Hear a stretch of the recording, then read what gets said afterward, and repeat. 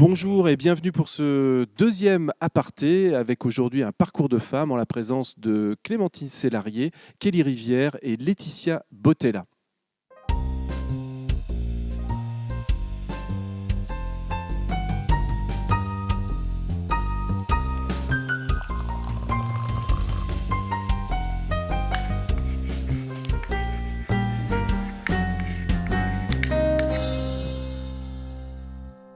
Donc maintenant, je vais donner la parole à Laetitia Bottella, qui a monté un spectacle, je suis sûre qu'il vous plairait, qui s'appelle Breaking the News, d'après un texte de Alexandra Badea, qui est une grande autrice de théâtre roumaine. Elle est scénographe également, et c'est quelqu'un de tout à fait important, je trouve, Alexandra Badea, à lire vraiment. Et donc, Laetitia, qui est avec nous, a monté une compagnie qui s'appelle Les Nuits Vertes. Quel joli nom d'ailleurs aussi. Pourquoi ce nom, Les Nuits Vertes? C'est dû à mon prof de fac, parce que je cherchais un nom de compagnie. Et un matin, à 8h30, il a lu Le Bateau ivre de Rimbaud. Et dedans, il y a Les Nuits Vertes. Et je trouvais que ça ouvrait tout un monde. Et puis, il y a cette malédiction du verre au théâtre. Et je me suis dit, allez, oui, c'est ça. on y va. C'est pour ça que c'est surprenant aussi. Le verre au théâtre en général, mais Nuits Vertes, ça marche très très bien. Et donc, Laetitia montre plutôt des textes d'auteurs contemporains. Par exemple, Irina Dahl, ou bien elle a travaillé aussi autour de Gregory Motton, qui est un sacré bon dramaturge britannique aussi. Et puis, des textes de Fabrice Melchior. Notamment, j'en ai relevé quelques-uns seulement, et peut-être tu peux compléter d'ailleurs si tu as d'autres auteurs dont tu veux parler. J'ai travaillé beaucoup autour de Kafka parce que je pense que l'amour de Maupassant de Clémentine, c'est un peu mon amour pour Kafka. Donc j'ai fait tout un travail de mise en scène autour de Kafka. Ouais. Et puis j'ai monté aussi un texte de Philippe Gautier qui est pour le jeune public, mais qui écrit vraiment très bien. Et autour de Kafka, si tu veux voir Clémentine, ça s'appelle Affaires imaginaires. C'est ça. Et puis, je peux le voir.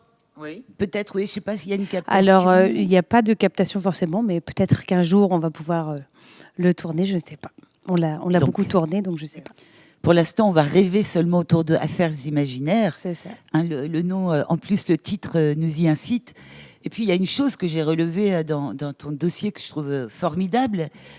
C'est que tu collabores avec le festival littéraire qui s'appelle Le Goût des Autres, et que tu as imaginé donc la création d'un café littéraire ambulant. C'est ça. Qui s'appelle le Cali. C'est ça, le café littéraire. Et donc, tu peux nous en dire quelques mots parce que c'est une idée formidable, ça. Oui, moi je travaille beaucoup en fait à essayer de désacraliser le théâtre et à faire en sorte que les gens n'aient plus peur d'entrer dans un théâtre en se disant je vais rien comprendre, c'est pas pour moi et c'est réservé à une certaine classe sociale. Moi, je viens d'un milieu où le théâtre, c'est quelque chose qui n'est pas un métier. C'est vraiment... j'ai été un peu la seule à vouloir faire ça. Ouais. Et donc, ma démarche, moi, en tant qu'artiste aujourd'hui, c'est de me dire, voilà, des gens comme ma famille peuvent aller au théâtre sans avoir peur de ne pas comprendre et d'être jugés. Et du coup, mon but à moi, c'est vraiment d'amener les formes théâtrales au plus proche des gens qui n'y vont jamais. Donc ça avait déjà commencé avec le jeune public dont je parlais tout à l'heure, qu'on a monté dans un bus réaménagé en salle de spectacle. Et après ça, moi j'ai un goût pour la littérature, pour les mots. Et du coup, je me suis dit, dire aux gens, venez écouter une lecture, forcément, vous allez les blaser. Donc je me suis dit, c'est pas grave, on va y aller avec une forme vraiment belle. Et donc on a ce chapiteau qui est un chapiteau ouvert, qui fait 110 mètres carrés et qui permet aux gens en fait de passer et de ne pas se sentir emprisonnés. C'est-à-dire qu'ils sont libres de venir, de s'installer, d'écouter quelques mots et de repartir. Et peut-être juste, si on lit un extrait de Maupassant avec ce baiser du printemps, hop, ça les accroche et on peut les garder avec nous un petit peu plus longtemps et au moins ils repartiront avec quelques bribes, quelques mots et du coup ça marche très fort, vraiment. Et puis donc quelques mots pour présenter aussi Kelly Rivière. Donc, alors toi, tu as une formation en danse au départ, de danse classique et contemporaine. Ouais. Et puis ensuite, donc, tu es de nationalité franco-irlandaise et on verra en quoi c'est important pour la suite. Et puis, tu as suivi des études de traduction, notamment à l'université de Genève. Et c'est ensuite que tu t'es tournée vers le théâtre en allant te former à l'école Florent, notamment. Ouais. Et puis, tu as travaillé après avec de nombreux metteurs en scène. J'en connais un certain nombre. Parmi ceux-là, je dis au hasard ceux que je connais: Xavier Morel, Guy Frex, Karine Serre, Patrice Douchet, Arnaud Catherine, etc. Ouais. Et ce qui est intéressant, je trouve, dans ton parcours, c'est que tu es toujours traductrice. Tu continues à traduire de nombreux textes qui sont tous publiés chez Actes Sud, a priori. Ouais. Et en même temps, tu as passé la rampe et tu as écrit ton premier texte toi-même, celui dont nous allons parler ensemble, et qui a occasionné ensuite une mise en scène, An Irish Story. Donc ce qui m'intéresse aussi, c'est le passage de la traduction à l'écriture. Danse, traduction, écriture. Ouais, danse. L'histoire, si je la fais courte, c'est qu'à la base, c'est vrai que c'est la danse. Je viens aussi d'un milieu où personne n'est dans le milieu artistique et tout ça. Mais ma mère a un goût pour ça, donc elle écoute de l'opéra. Enfin voilà, peut-être ça vient un peu de là. Mais en tout cas, je ne sais pas comment. J'ai suivi une copine, je crois, qui allait prendre un cours de danse à 7 ans. Et je ne sais pas pourquoi, j'ai tout de suite, quasiment instantanément, voulu faire ça, de manière très forte. Donc, vers l'âge de 10-11 ans, j'ai passé le concours du Conservatoire régional de Lyon pour faire danse-études. Et je voulais vraiment, vraiment être danseuse classique. C'était vraiment très fort. Je dis ça parce qu'après coup, je m'en suis rendu compte que c'est pas tout à fait commun chez les petits-enfants. Là, j'ai 2 garçons, ils ont 9 ans. Je vois pas une passion particulière qui naît comme ça, qui est un peu dévorante.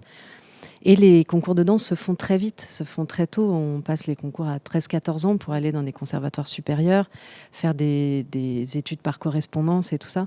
Et en fait, très vite, on m'a dit que j'avais pas le physique, que j'étais trop petite, j'étais trop musclée et que danseuse classique, ça ne marcherait pas. Et c'est quand même un monde qui s'effondre très tôt, très jeune, un rêve qui s'effondre vraiment complètement. Donc, je suis allée vers la danse contemporaine, mais je crois que je me suis jamais vraiment remise de cet échec. Donc après, je me suis dit non, mais j'y arriverai pas, c'est pas pour moi. Donc j'ai fait des études, et comme j'étais bilingue, parce que ma mère est anglaise, effectivement, je n'ai pas vraiment de mérite par rapport à ça. Elle nous parlait anglais petit et tout ça. Ta mère est anglaise et pas irlandaise. Elle est d'origine irlandaise, mais elle a grandi en Angleterre. Elle est irlandaise, mais grandi en Angleterre. Et du coup, je me suis dit, je vais faire des études je vais faire Hippocagne d'abord. J'ai fait une année d'Hippocagne, et puis j'ai terminé dans un état psychologique dépressif. Donc, non, ma vie. Non. Et après, du coup, je me suis dit traduction, interprète en fait. Je voulais être interprète, sans me rendre compte qu'interprète, c'est aussi interprète comédienne. On dit aussi interprète quand on est, mais juste interprète dans une organisation internationale. Je me voyais très bien. Donc, j'ai fait Genève. Et j'ai traduit, mais je traduisais pas de choses littéraires, je traduisais des choses économiques, juridiques, ça m'ennuyait profondément. Et là-bas, à Genève, j'ai commencé le théâtre. J'ai commencé par du café-théâtre, vraiment du truc humoristique, et ça m'a libérée. Ça m'a libérée de l'échec de la danse, en fait. Le fait de remonter sur scène et de parler, parce qu'un danseur, il parle pas, tout passe par le corps. Là, de parler et de faire des choses légères et tout ça. Et donc, après, je me suis dit, comment traduire, mais du théâtre, parce que c'est ça qui m'intéressait. Et j'ai commencé, en sortant des études, je suis montée à Paris, j'ai fait le cours Florent, et je me suis rapprochée de la Maison Antoine Vitesse, qui est le Centre international de traduction théâtrale. Qui est un lieu, il faut le souligner, extraordinaire pour France, transmettre pour la traduction des textes de contemporains. Théâtre, notamment. Ouais. Et là, j'ai rejoint le comité anglais et j'ai commencé à traduire. Et après, je me disais toujours, je suis traductrice, je suis comédienne, mais j'avais absolument pas conscience que traduire, c'est écrire. Enfin, je sais bien que c'est écrire, mais... Et après, ce qui s'est passé, c'est que j'avais envie de raconter cette histoire, mais ça m'a mis 15 ans. Alors justement, passons-en aux histoires que vous racontez. Peut-être peux-tu commencer, Laetitia, puisque le texte d'Alexandra Badea est en 4 grands tableaux et parle beaucoup de la question des médias, de l'intrusion du médiatique dans les vies intimes d'une certaine façon, et de la manipulation aussi qu'on peut faire à partir des images. Donc, est-ce que tu peux dire quelques mots ? Déjà, c'est très bien résumé, parce que des fois, je peine aussi à expliquer. Donc, c'est un texte qui est vraiment hyper intéressant déjà dans sa forme. C'est-à-dire qu'Alexandra Badea, elle ne choisit pas de nous raconter une seule histoire. C'est 4 tableaux qui sont indépendants, mais qui résonnent les uns avec les autres. Elle choisit une forme aussi étrange et étonnante pour le théâtre, c'est qu'il n'y a pas de scène dialoguée. Vous avez de la narration et puis des personnages qui sont toujours en train de parler au téléphone avec quelqu'un, ce qui fait qu'on n'a qu'un point de vue par rapport au dialogue. Donc le premier tableau, vous avez un reporter de guerre qui part dans une zone de conflit pour chercher l'image sensationnelle, parce qu'il subit la pression de son rédacteur en chef. Le deuxième tableau, vous avez une première dame qui essaye de redorer le blason du président en essayant de créer une histoire d'adultère pour que les gens se préoccupent de ça et absolument plus des sondages et des mesures qu'il doit annoncer. Ça nous rappelle 2-3 trucs de toute façon. Hein. 2-3. Le troisième tableau, vous avez une grande actrice, ou en tout cas une actrice hollywoodienne, on imagine bien, dont la carrière est au plus mauvais point, et qui, du coup, est envoyée comme ambassadrice d'une ONG pour, encore une fois, essayer de redorer son blason, quitte à faire des compromis qui sont éthiquement pas au bon endroit. Il faut que tu dises lesquels. Parce que oui. Alors, donc, en fait, elle va devoir promouvoir un lait en poudre. Et malheureusement, ce lait en poudre ne va pas aider forcément la population africaine à s'en sortir, mais va créer encore plus de problèmes. Des millions, oui, exactement. Vous avez aussi le quatrième tableau qui aujourd'hui résonne aussi très fort. Vous avez en fait un conseiller politique, on imagine d'un parti de gauche, qui essaye d'utiliser la question des migrants et la présence des migrants dans la ville, donc de Paris, on imagine, pour essayer de faire monter l'extrême droite, pour créer une triangulaire et se retrouver face à l'extrême droite au dernier tour. C'est quand même plus avantageux que face à un Macron ou je ne sais quoi. Et du coup, voilà, c'est comment en fait chaque personnage, pour essayer de sauver sa peau, pour essayer de monter les échelons, va essayer de se servir de l'image des médias pour parvenir à ses fins, quitte à renoncer à son éthique. Sauf qu'une fois qu'on a mis le doigt dans la machine, en général, ça fait mal. Et comment es-tu tombée sur ce texte? As-tu choisi de le monter? Alors, c'est une très belle aventure, ça. C'est en fait, moi, j'ai toujours monté des textes un peu intenses. C'est-à-dire que quand je démarchais pour les textes comme Grégory Moton, dont on parlait tout à l'heure, et Irine Nadal, c'est des textes qui sont très poétiques, mais qui font peur aux programmateurs ou aux programmatrices. Et j'ai été confrontée à un moment donné à me dire, en fait, il faut aussi, moi, que je fasse l'effort de me dire, je prends un texte qui va parler à plus de gens et dans lequel je vais pouvoir quand même mettre ma patte, mon univers et mon travail. Et donc, ma démarche, ça a été vraiment de faire le listing de tous les auteurs et les autrices contemporains d'aujourd'hui et d'en ressortir à chaque fois 2 pièces en me disant cette pièce-là m'intéresse, cette pièce-là m'intéresse. Du coup, j'ai tout lu avec une des comédiennes avec qui je travaille qui s'appelle Jade Collinet. Et on a fait une espèce de sélection pendant plusieurs mois où à chaque fois on se disait bon, bah, moi j'ai lu ça vaut la peine, ça c'est cool, ça c'est bien. Et sur la page d'Alexandra Badea, il y avait le pitch le résumé, on ne dit pas le mot pitch, ce n'est pas bien, le résumé de cette pièce parce qu'elle n'est pas éditée, cette pièce. Et aujourd'hui, on a la chance que les réseaux sociaux ont aussi des points positifs, c'est-à-dire que nos auteurs, on peut leur parler facilement. Et du coup, je me suis dit, bah, je vais lui envoyer un petit message pour voir si elle peut m'envoyer le texte. Ce qu'elle a fait, mais vraiment immédiatement. Ce qui est vraiment cool. Donc, elle m'a vraiment envoyé son texte. C'était vraiment son texte de travail, quoi. Je voyais bien qu'il y avait plein d'endroits où c'était bouiné, collé. Et du coup, c'était vraiment super. Et j'ai eu un énorme coup de cœur, et pour la forme du texte, et pour ce qu'il racontait, et pour la liberté de mise en scène qu'il m'offrait. Et en plus, sur scène, il me permettait de faire la distrib que je voulais un peu. C'est-à-dire que moi, sur scène, j'aime bien qu'il y ait la parité. Alors, c'est peut-être une bêtise, mais je me dis, voilà, m'imposer ces choses-là, ça fait aussi que les spectateurs, ils voient autant de femmes que d'hommes sur scène, et c'est cool, parce qu'en fait, ça devient quelque chose d'automatique aussi. Il faut provoquer les choses pour qu'elles deviennent naturelles, je pense aussi. Et du coup, voilà, ça m'offrait vraiment beaucoup de liberté. Et puis, les propos de chaque tableau sont tellement puissants, tellement actuels, et tellement dits avec des mots que moi, je n'arriverai jamais à mettre aussi puissant, aussi juste, que du coup, elle avait tout pour remporter le fameux concours de sélection. Formidable. Bon, et pour toi, Kelly, alors, donc, premier texte que tu signes, que tu écris, que tu joues, que tu représentes, et un certain nombre de fois, je crois que tu disais tout à l'heure, combien de représentations? Plus de 200, Plus de 200, ce qui est énorme, évidemment. Dans le monde du spectacle vivant, on est plutôt quand ça marche autour de 30. Donc 200, c'est énorme. Tu peux nous en dire un mot de ce texte? De ce ego trip, je fais tout. Mon histoire, je joue. Ben, c'était pas calculé, c'est-à-dire que l'histoire, elle est réelle. C'est l'histoire donc du père de ma mère, qui était irlandais du Sud. Il est né dans un petit village dans les années 30. Il est arrivé en Angleterre dans les années 50. Il a eu 6 enfants avec ma grand-mère, dont ma mère est l'aînée. Et dans les années 70, il disparaît. Donc, il disparaissait régulièrement parce qu'il buvait pas mal, il revenait, il faisait un enfant, il repartait, etc. Mais un jour, il a disparu complètement. Donc, je ne l'ai jamais connu. Mais j'ai vu en grandissant les traces que cette disparition laissait chez ma mère. Je voyais que par moments elle pleurait sans aucune raison et elle me disait je pense à mon père. Ou ouais, elle pouvait être très triste ou très en colère ou plein de choses où elle me disait tu sais pas ce que c'est que de pas avoir connu son père. Ou... Voilà, je voyais bien qu'il était très présent par son absence. Et dans la famille, on n'en parlait pas. Dans la famille du côté de ma mère, 6 enfants, donc 5 frères et sœurs, mes oncles et tantes, quoi. C'est tabou. Ma grand-mère n'en parlait pas et tout ça. Donc enfant, on grandit avec ça. Adolescente, ça m'intriguait un petit peu. Et jeune adulte, ça a commencé à me travailler en me disant. Et aussi, voilà, à chaque fois que je le racontais dans la vie, les gens, ah ouais, c'est dingue, mais disparu, mais. Donc je voyais que ça accrochait mon auditoire privé. Et donc, comme je suis comédienne aussi, je me disais quand même, mais il y a une histoire là et tout ça. Et puis après, je crois que c'est le fait d'avoir un enfant. Là, j'ai essayé de commencer à écrire autour de ça. J'ai répété 3 jours et j'ai été dans un état catastrophique après parce que parler de sa famille, je jouais les personnes, ça m'a mis dans un état... et j'étais pas bien. Après ces 3 jours de répétition, je me dis, tu peux pas faire ça. J'avais aucune distance. Enfin voilà. Donc j'ai laissé tomber. Je jouais par ailleurs, je traduisais, voilà. Et puis j'ai eu mon 2e enfant.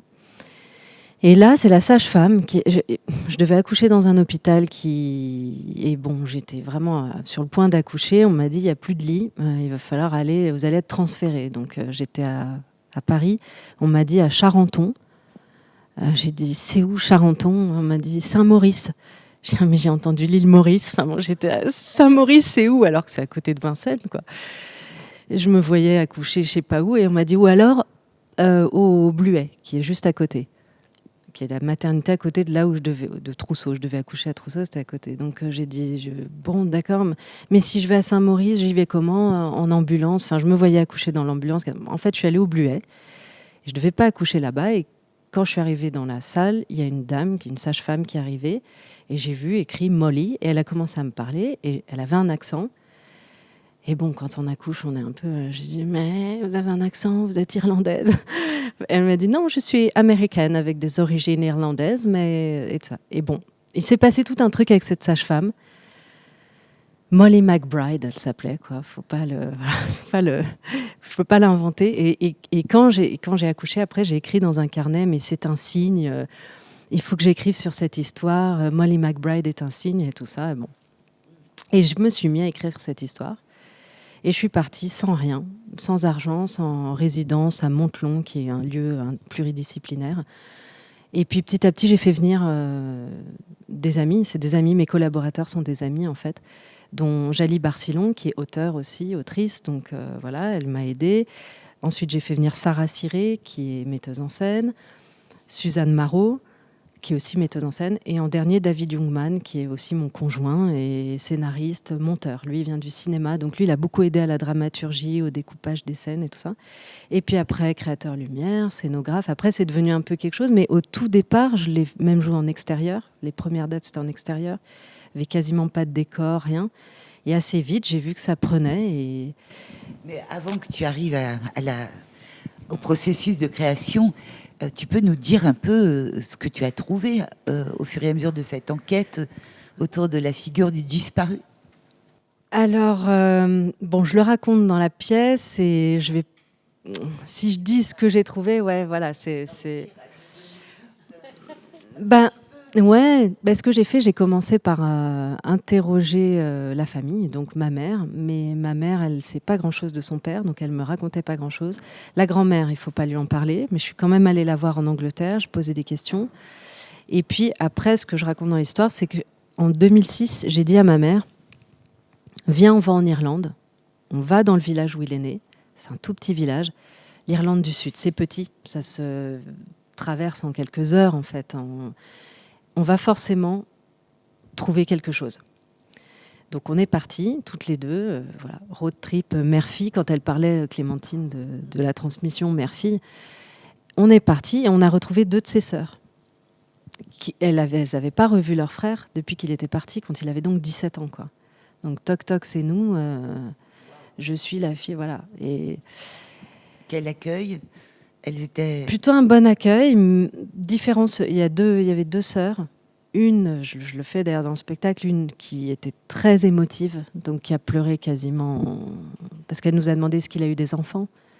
Et on a dit bah oui, 6. Est-ce qu'il a eu un fils? Oui. Et comment il s'appelle? Et quand on lui a dit le prénom, elle a fondu en larmes en disant il a toujours dit si j'ai un fils, je l'appellerai comme ça. Donc elle avait quitté son frère, il avait 17 ans. C'était des confidences qui s'étaient fait adolescent et puis ça s'était passé. Voilà. Et l'autre sœur, beaucoup plus rustre, qui avait dit mais c'est comme ça, il est issu d'une famille de 13 enfants. Il y en a, les Irlandais partaient beaucoup. C'est ça aussi en toile de fond dans ce spectacle. Il y a l'histoire des Irlandais, de l'exil des Irlandais. Ils partaient en Angleterre, ils partaient aux États-Unis.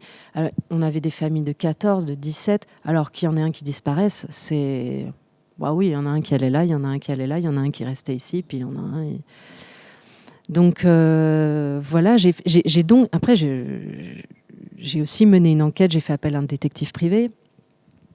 J'ai essayé de réellement le retrouver en fait. Mais en fait, retrouver quelqu'un, c'est compliqué. Ça demande du temps, de l'argent, une technique, une stratégie. Et je suis allée voir une détective privée assez connue à Paris, du Luc détective privé, j'en parle dans la pièce. Elle m'a dit, d'abord il y a l'Angleterre, ensuite il y a l'Irlande, ça fait 3 pays entre la France. Hein. S'il a changé de nom, ce qui est assez facile en Angleterre apparemment, on peut assez facilement changer de nom, ça va être très compliqué, quoi.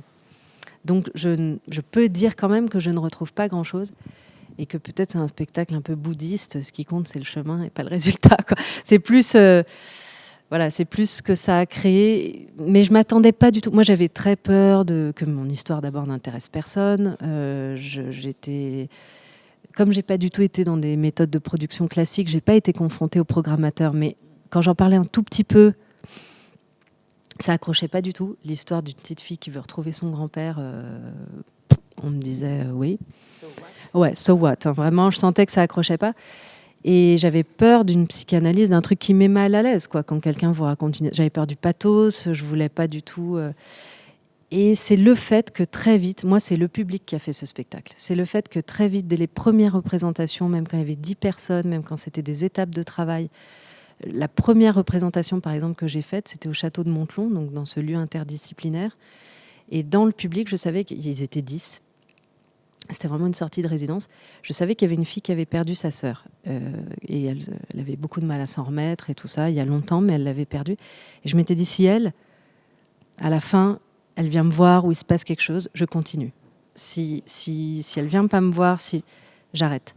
Parce que je voulais surtout... Les histoires personnelles, on en a tous. Si on creuse dans nos familles, on a tous des histoires dingues, tout ça. Mais ça fait pas forcément un bon livre. Ça fait pas forcément un bon... Même parfois, les choses les plus personnelles... je ne sais plus quel réalisateur assez connu ou acteur, je vais dire une bêtise, mais américain, a fait un film sur le fait qu'il était abusé petit. Et le film met mal à l'aise à pas marcher, entre guillemets, parce que voilà, il faut trouver une distance, il faut trouver une façon de raconter l'histoire. Je n'aurais pas la prétention de dire que je l'ai trouvé, mais le fait que le public vienne, le fait que c'est ça, moi, qui m'a tenue. Et je voudrais juste rebondir sur ce qu'elle a dit, Clémentine Sélarié. Je suis assez d'accord, vraiment d'accord avec elle sur le fait qu'en tant que femme, on en parlait, ce qui nous réunit, c'est d'être femme, on a cette responsabilité, je ne sais pas si je dirais responsabilité, mais c'est en créant qu'on... Moi, je pense qu'avant ce spectacle, je ne me considérais pas comme une artiste, j'étais que comédienne. Pour moi, les comédiens, ce n'est pas forcément des artistes. Alors, je vais peut-être jeter un pavé dans la mare, mais les interprètes, ils interprètent une œuvre. Certes, ils créent à travers leur interprétation, mais je trouve que quand on met en scène ou quand on écrit, c'est là où vraiment on devient artiste, quoi. Et elle a raison de dire qu'on doit se créer soi-même. Enfin, moi, je me suis... Je ne sais pas comment... Quand elle disait il faut se créer soi-même se donner soi-même le travail, en fait. Et c'est vrai, moi, avec cette pièce, j'ai ouvert un autre chemin, quoi, vraiment. Alors, on va en venir un petit peu à détailler votre processus de création et chacune. Donc, Laetitia, toi, tu trouves ce texte, quelles intentions de mise en scène as-tu pour démarrer? Tu imagines quoi? Des écrans? Tu imagines quels collaborateurs? Quelles sont tes premières idées, et puis celles qui sont restées également? Alors, c'est un peu comme toi, c'est-à-dire que moi, les gens avec qui je travaille, c'est mes amis. C'est des amis, c'est même ma famille, en fait. Ouais. C'est-à-dire que tout à l'heure, elle parlait de son créateur lumière. C'est très drôle parce que moi, mon créateur lumière, sans lui, je ne peux pas monter de spectacle.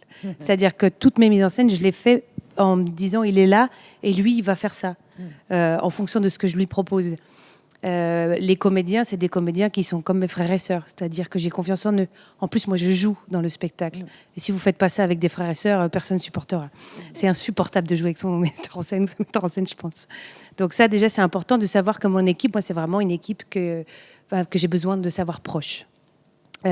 Après, le texte, oui, moi, la sensation de séparation, de choses qui empêchent le contact premier, d'écran, il est vraiment là tout de suite. Parce qu'il y a cette dimension du téléphone, de l'image qu'on reçoit sur les réseaux sociaux, sur nos ordinateurs, sur l'écran de télévision, les médias, ils passent par les écrans. Après, moi, il se trouve que je suis vraiment nulle avec la vidéo, avec des choses comme ça. Donc, je ne vais pas m'atteler à faire quelque chose que je ne sais pas faire. Et du coup, je me suis dit, voilà comment on trouve une façon de représenter ces écrans sans passer par la vidéo. Et c'est pour ça que je reviens à la lumière, c'est que toutes les mises en scène que j'ai faites, la lumière, c'est ça qui dessine le plateau. C'est à travers la lumière qu'on va réussir à donner le grain de la peau, à donner la fragilité de l'humain, à créer une espèce de distance entre les éléments qui vont souvent chez moi être le métal, le plastique, donc le monde contemporain, quelque chose de très froid, où la chair à côté a l'air d'une fragilité incroyable. Et du coup, là, je me suis dit, alors c'est terrible parce que cette mise en scène-là, je l'ai vraiment eue avant le Covid. Et sauf que moi, j'ai eu l'idée de grandes plaques de plexiglas et de polycarbonate et voilà, des choses comme ça qui nous donnent l'impression d'une proximité. Quand vous avez deux personnes qui sont l'une derrière l'autre avec un plexi au milieu, on a l'impression qu'elles sont ensemble alors que pas du tout. Et voilà, ça crée aussi cette espèce de jeu qu'il peut y avoir à la foire, le Palais des Glaces, où on a toujours l'impression que l'issue est là et en fait, boum, non, en fait, c'était pas une issue, c'était un mirage. Et du coup, voilà, j'avais vraiment envie de m'amuser avec ces écrans-là. Et en plus, avec la lumière, voilà, ça crée vraiment des distances, des impressions de miroir, des choses qui sont incroyables parce qu'ils permettent une double lecture à la pièce.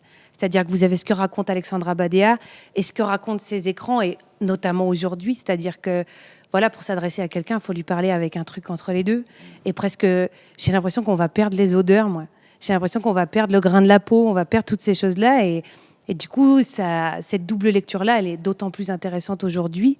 Et puis, elle me donnait aussi la possibilité de travailler la société aujourd'hui où on est épié. Regarder, observer, filmer. Et je parlais tout à l'heure de mon amour de Kafka. C'est ce que j'aime le plus chez Kafka, c'est que le personnage a toujours l'impression d'être seul quand tout le monde le regarde, quand tout le monde le voit, quand il y a toujours un œil qui traîne.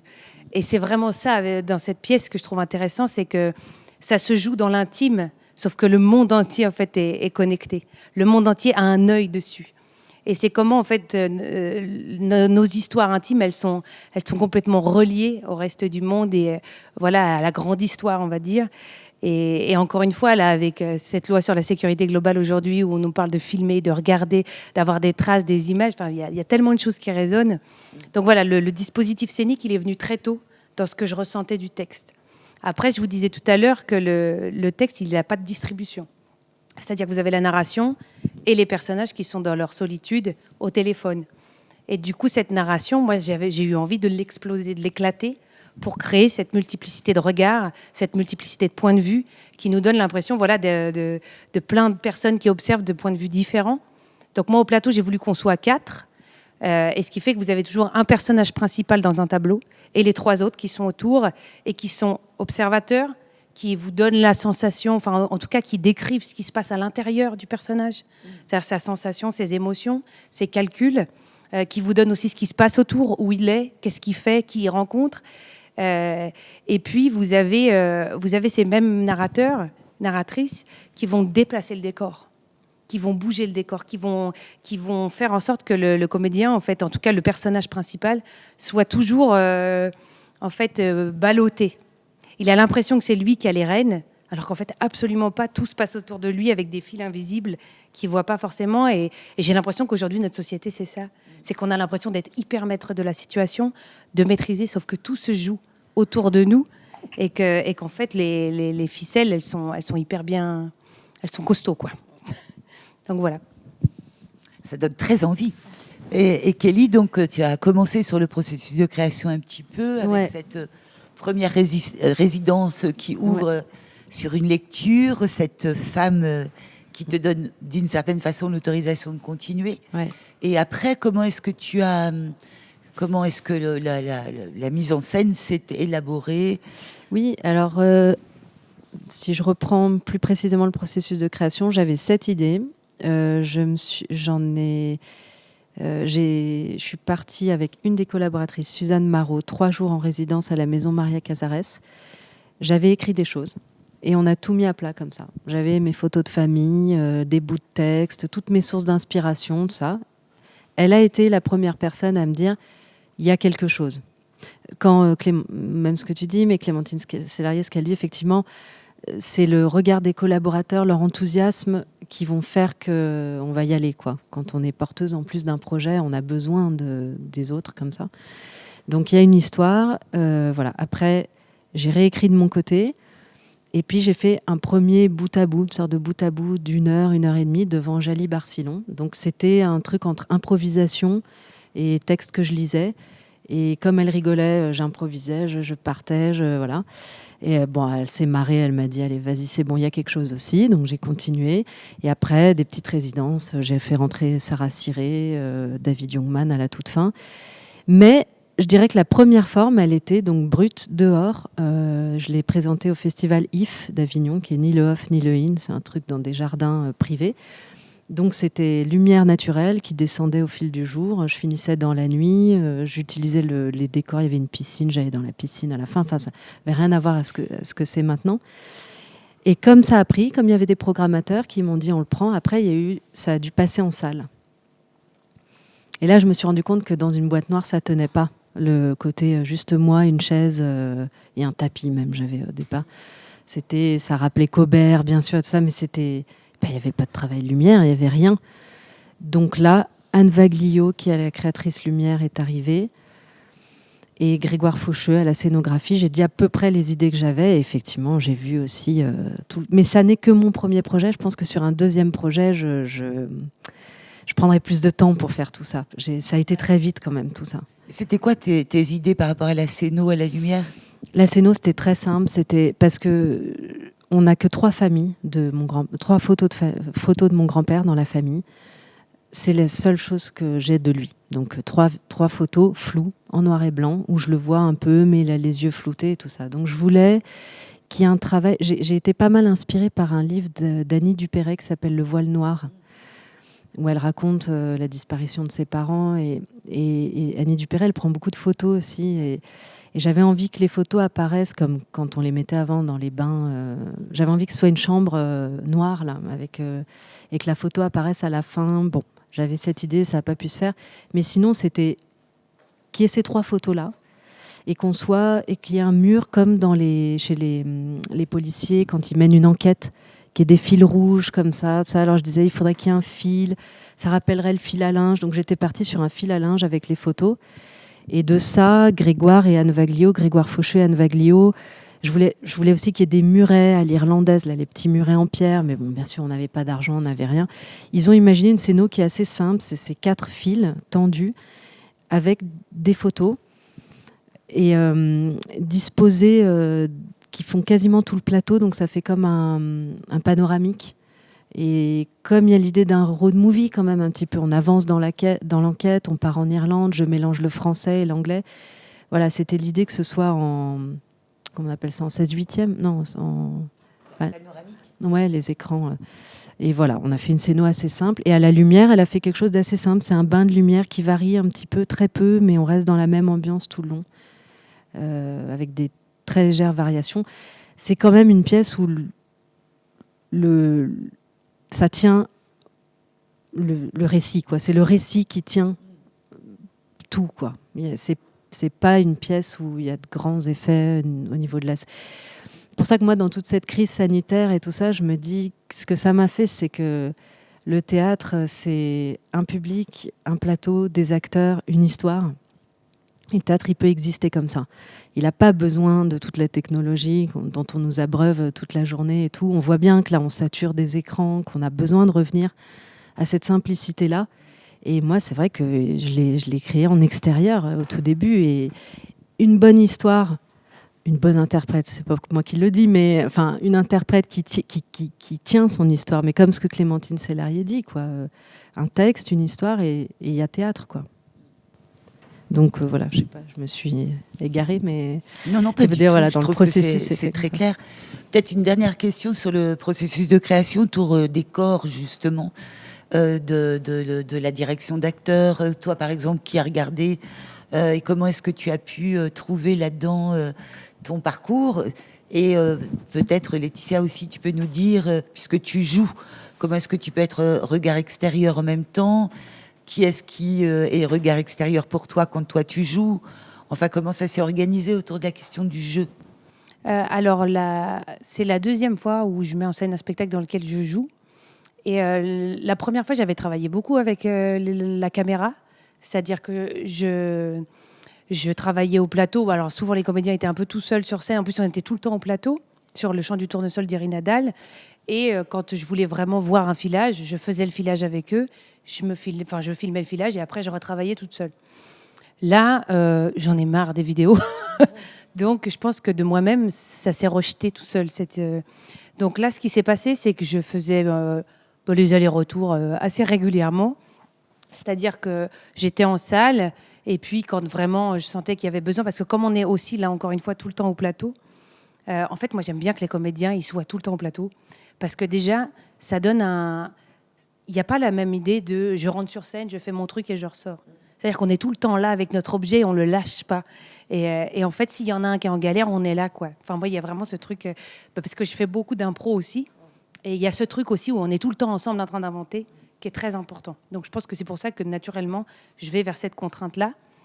Et puis, après, ce que je vous disais tout à l'heure, c'est que les comédiens avec qui je travaille, les techniciens aussi, c'est des gens en qui j'ai confiance. C'est-à-dire que si je suis au plateau et que je note les choses que je dois faire, mais simplement les comédiens, ils savent que moi, à ce moment-là, je serai là et tout ça, je sais qu'ils voient que je note. Ils ont confiance en moi. Si je ne me mets pas sur scène et que je suis dans la salle et que je les regarde, que je les fais travailler et qu'ils ont le manque de moi au plateau, je sais qu'ils ne m'en voudront pas parce qu'ils savent que je sais ce que j'ai à faire. Et après, ça demande vraiment d'être un peu dedans dehors, mais en même temps, je suis hyper active. Je pense que ça me va très bien, moi, de courir dans tous les sens. Mais c'est vraiment ça, c'est de se dire, à ce moment-là, il faut que je sois au plateau, c'est important pour les comédiens. À ce moment-là, je peux sortir parce que c'est important pour les comédiens que je les regarde à ce moment-là. Donc, c'est vraiment trouver cet équilibre-là d'être dedans quand ils en ont besoin, dehors quand ils en ont besoin. Et après, c'est très inconfortable pour moi, parce qu'il y a toujours un moment où je me dis « Ouh là là, je suis en retard. » C'est toujours moi que je fais travailler en dernier. Mais par contre, quand je me mets à travailler, c'est-à-dire que je suis au plateau, et là, c'est un peu, je leur dis « Bon, vengeance les amis, à vous de me dire tout ce qui ne va pas. » Et du coup, c'est vraiment cette tendresse-là aussi de mes comédiens qui, eux aussi, vont me faire progresser, vont me faire avancer. Et il y a une phrase de Meyerhold que j'aime beaucoup, qui dit « Ne demande jamais à tes comédiens quelque chose que toi, tu ne saurais pas faire. » Et du coup, d'être dans cet inconfort-là, c'est une façon de leur dire aussi regardez, moi aussi, je le suis dans l'inconfort. Donc, faites-moi confiance parce que moi, j'ai confiance en vous. Et c'est cette démarche-là, moi, que j'aime vraiment beaucoup dans le travail. Toi, Kelly? Eh ben moi, il est né, ce spectacle, il est né dans mon salon, toute seule. J'écrivais des bouts, je les jouais toute seule. Je me parle toute seule, moi, mais depuis que je suis toute petite. Et après, ça a été assez rapide, tout ça, mais c'est parce que c'est une histoire que j'ai en moi depuis toujours, en fait. Donc, elle est sortie assez vite. Et ce que je faisais, j'improvisais beaucoup. Et ils n'ont jamais été ensemble, tous les quatre, les collaborateurs. Mais quand il y en avait un, j'improvisais.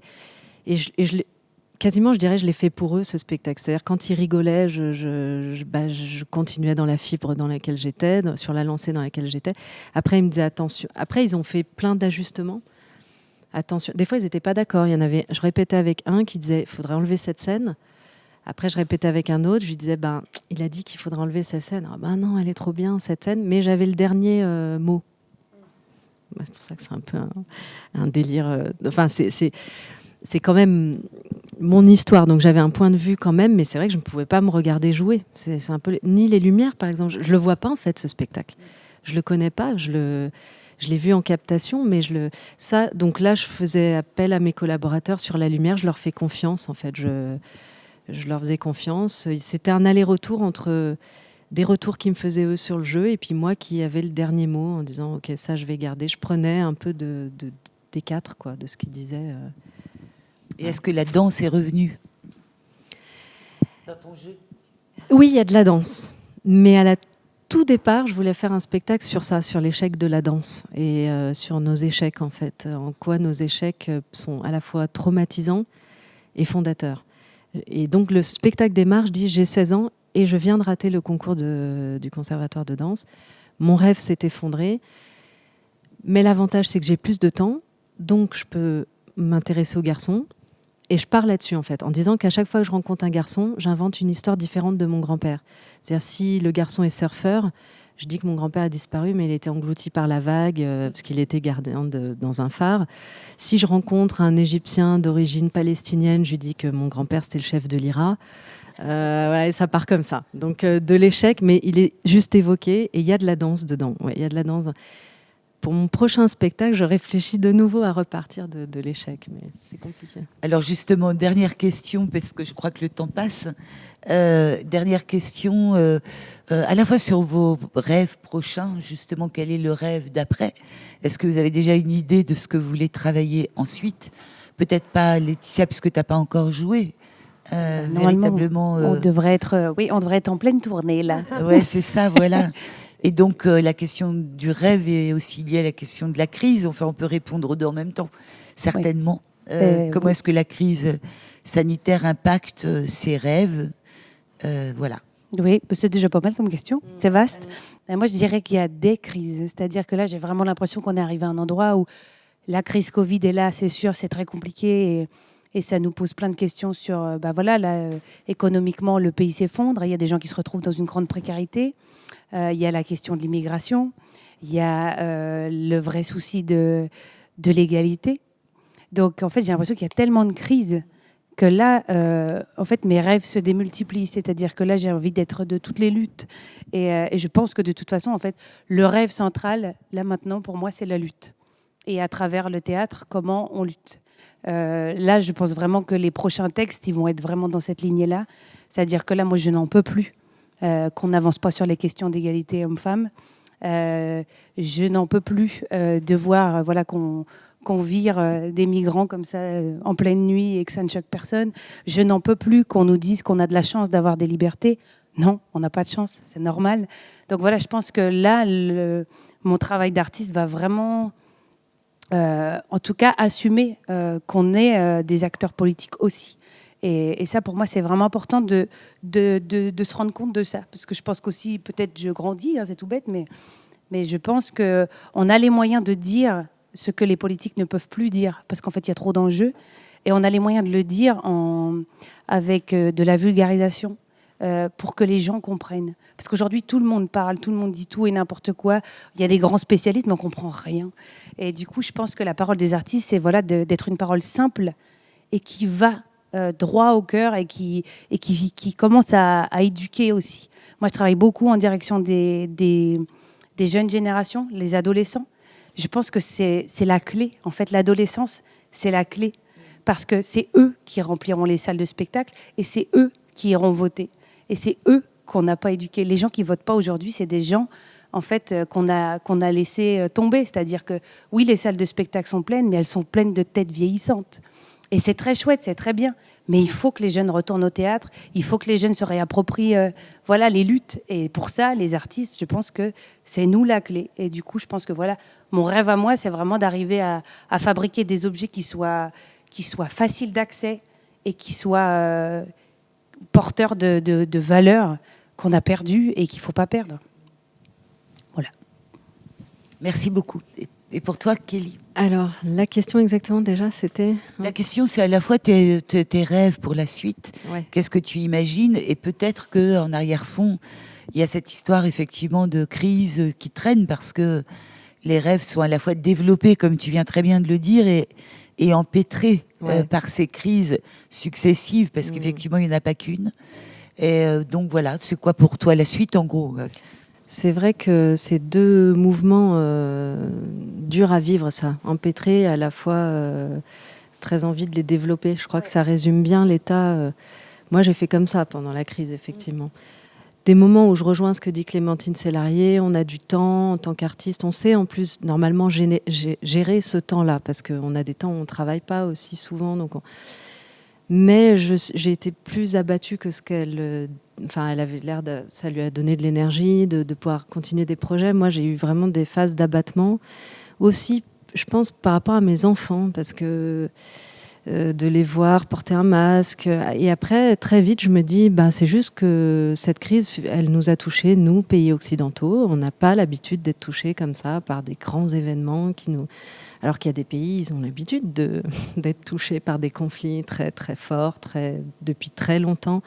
Donc il y a peut-être ça aussi, tout d'un coup, c'est venu à notre porte. On a vu ce que ça faisait de plus pouvoir sortir de chez soi, d'avoir une conscience collective. C'est compliqué cette histoire de confinement parce qu'à la base, c'est quand même pour lutter collectivement contre un virus. Mais toutes les sources d'informations diverses nous disent c'est peut-être pas que ça. Voilà, c'est vrai que le traitement de l'information qu'on reçoit, c'est très compliqué. On en a par plein de biais et tout. Moi, je sais pas. Je sais pas si je suis quelqu'un de militant. Je sais pas si je suis une artiste militante. Je dis ça parce que je sais que je sais parler de l'intime. Et que par l'intime, donc moi, par exemple, avec An Irish Story, l'histoire des migrants, on en entend tout le temps parler. Qu'est-ce qu'on peut faire de cette histoire? C'est compliqué. En tant que citoyen, même en tant qu'artiste. Mais comment? Qu'est-ce qu'on fait? Moi, en parlant des Irlandais, comment ils étaient accueillis en Angleterre dans les années 50, mal. Ils étaient catholiques, les Anglais étaient protestants. Ils faisaient beaucoup d'enfants, on les traitait d'alcooliques, de sauvages. Moi, mon grand-père, je pense que c'est quelqu'un qui ne s'est pas remis de l'exil. Il arrive à 17 ans en Angleterre, il ne trouve pas de travail. Le travail qu'on réserve aux Irlandais à ce moment-là, c'est tous les petits travaux, balayeurs de rue, bâtisseurs sur les chantiers, c'est tous les travaux ingrats. Et il boit. Parce qu'il a 17 ans, mais qu'il est perdu, et il est déraciné, sa famille l'a rejeté. Bon, donc ça, c'est l'histoire de plein de migrants aujourd'hui. C'est par ce biais-là, ma petite pierre, elle est là. Sur le prochain projet, je peux pas vraiment en parler, c'est trop petit, mais c'est trop à l'état de... Mais je pense que je vais repartir sur de l'intime. Il y aura de la musique, peut-être je serai pas seule. Il y aura envie de plus de musique que ce qu'il y a là. Et peut-être, ce que je peux dire, c'est que je vais essayer de traiter du travail. Et que je trouve que par l'intermittence, moi, avant de faire ça, j'ai beaucoup galéré, j'ai beaucoup multiplié les emplois. J'ai pas du tout été comédienne sur les grands plateaux, dans des grands rôles, et j'ai fait plein de choses, des actions culturelles, même des murder parties, c'est des trucs où on est pour des entreprises où on nous demande de jouer des jeux de rôle, des espèces de grands jeux de rôle. Je suis intervenue dans des centres sociaux et j'ai tout un panel comme ça et je trouve que l'intermittence parle aussi du travail moderne aujourd'hui, à quel point on doit le fragmenter, à quel point on doit des fois multiplier les jobs pour joindre les deux bouts. Et j'ai envie de parler de ça en fait, de tout ce que j'ai fait avant d'arriver là. Et donc de mes échecs, voilà, mais toujours avec une touche humoristique, parce que ce que je dis pas, c'est que quand même dans Irish Story, c'est assez drôle, donc ça a pas l'air comme ça. Voilà, c'est à peu près, j'en suis à peu près là pour l'instant. Donc j'ai pas été complètement abattue pendant le confinement, mais j'ai eu du mal quand même parfois à travailler, parce que les vibrations. On peut se dire oui, je vais aller ailleurs, me confiner ailleurs et continuer de créer, mais il y a une vibration collective qui est, comme tu dis, les inégalités, on voit bien qu'elles se creusent. C'est dur de pas s'inquiéter de ça quand même, quoi. Et puis il n'y a pas eu que la crise, il y a le terrorisme. Donc, On a le choix des crises en ce moment. ouais. Mais le positif, je trouve, ça nous a amené à nous positionner quand même. Il y a des gens qui se positionnaient moins, on a des discussions, je trouve, qui sont délicates à avoir, mais plus franches et où les gens se positionnent, je trouve. Et moi, je pense quand même que de toute crise, comme dans une crise conjugale, par exemple, il peut sortir du bon. Non, mais des fois, c'est en passant. On le sait que dans la vie, il faut passer par le bas pour aller vers le haut, quoi. Et je reste optimiste quand même. On va remonter très très haut, moi je crois. Et je pense que les gens qui vont au théâtre, ils iront toujours au théâtre. Crise, masque ou pas, on trouvera la façon. En tout cas, l'envie, elle est pas partie, quoi. Eh bien, merci beaucoup à vous. Et c'est bien de terminer là-dessus. L'envie n'est pas partie. Non. Merci à toi, merci beaucoup.